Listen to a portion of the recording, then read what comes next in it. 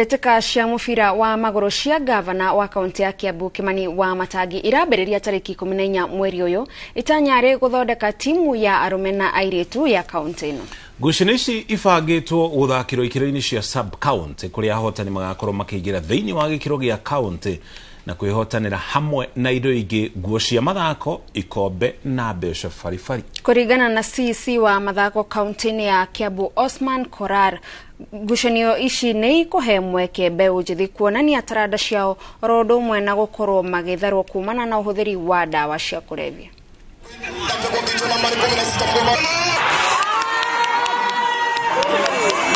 We're trying to fight drugs through sports so that we can make our young people busy, and also trying to expose their talent, giving them a platform to grow their talent, because we also want to bring some scouts as they could tap the best talent by giving them a platform to come and show their talent. Tuweterera ati tukore na bia nyingi o tournament tuli mithaka woguo thirikari ya Kiambu nayo igoka igatutindika hau hangi. Hii ni jambo ambalo tunataka kila ward zetu katika Kiambu County zote 60 ziweze kuiga mfano huu, ziweze kuwa zinafanya hivi, sababu ukiangalia hakuna jambo lingine ambalo tunaweza pigana nalo katika ile tunasema mihadarati, madawa za kulevya, vijana kuwa idle katika mtaa, ila tu kuwaletea nafasi kama hizi za kucheza.